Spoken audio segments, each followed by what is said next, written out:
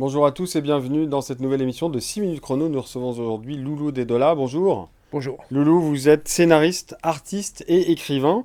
Les lecteurs de Lyon Capital vous ont découvert ou redécouvert dans la rubrique Grande Gueule de Lyon Capital, la rubrique historique.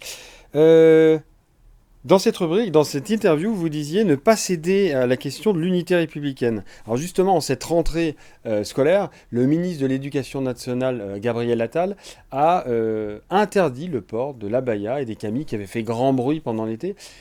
Justement, vous parlez d'unité républicaine. Est-ce que c'est une bonne solution ou pas pour vous? Oui, incontestablement, en tout cas pour moi, c'est ce qu'il fallait faire. Je pense que plus on va vers une laïcité sans aucune concession, mieux ça vaudra. C'est-à-dire que la laïcité, ça doit souffrir d'aucune concession, selon vous? Vous savez, les gens connaissent mes convictions. Moi, je suis d'inspiration kémaliste. Pour moi, la laïcité, c'est sans concession. Parce que la religion doit rester dans la sphère privée.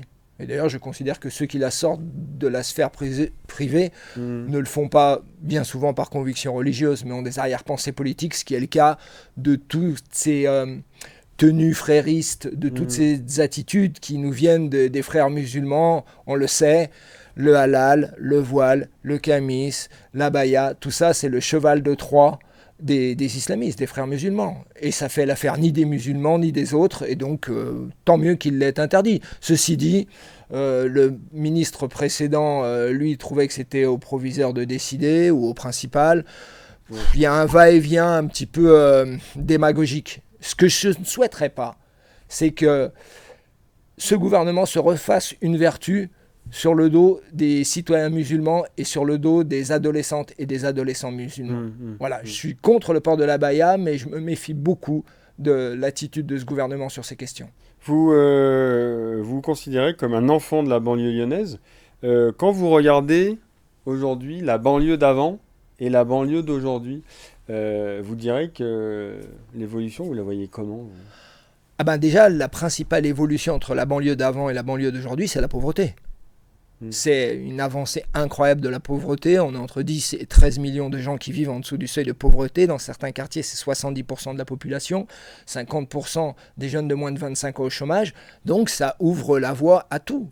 Exactement de la même manière que certaines personnes dans certains milieux se dirigent vers l'extrême droite, d'autres vers les islamistes, d'autres vers les trafiquants de drogue. Voilà, il faut du dynamisme économique, il faut du plein emploi, il faut du partage des richesses. Moi, je suis un libéral, convaincu, Hmm. mais je ne suis pas pour la paupérisation des classes laborieuses, des travailleurs. Je trouve ça aberrant. Alors le plein emploi, évidemment, on est tous pour le plein emploi, mais le plein emploi, c'est vrai que c'est compliqué. Comment, ce serait quoi la solution?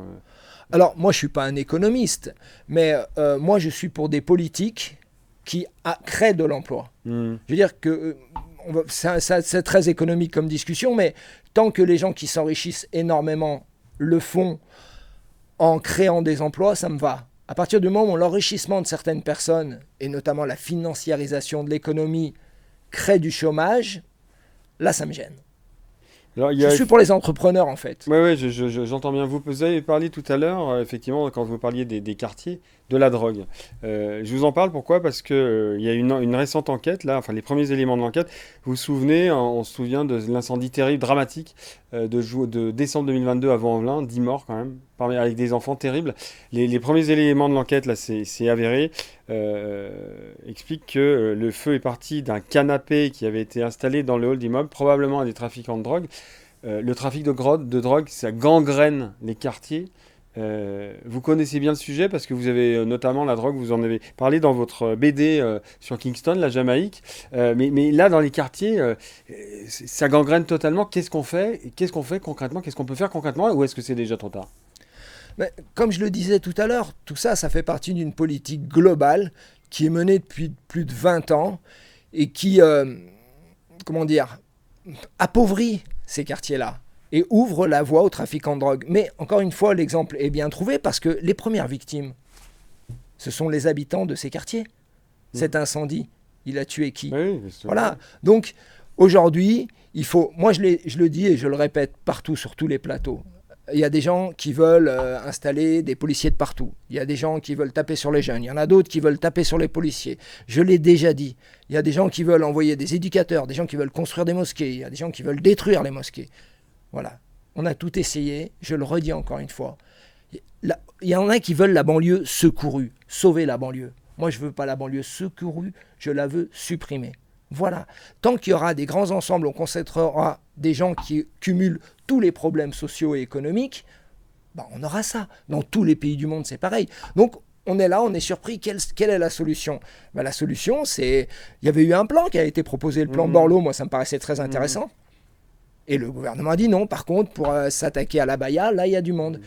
Ce qui ne veut pas dire que je suis pour le port de l'abaya. Ils ont eu raison de l'interdire. Mais il ne faut pas faire que ça. En tout cas, vous, alors voilà, pour en savoir plus et surtout pour aller vous voir, parce que vous êtes dans un groupe de musique, on vous voit le 23 septembre, je me trompe, à Oulin. Le 23 septembre à Oulin, à partir de 21h, ça sera un concert gratuit, un concert dessiné avec sur scène un dessinateur, Luca Ferrara, qui est le dessinateur de la bande dessinée Il était une fois en Jamaïque, et c'est au PLO.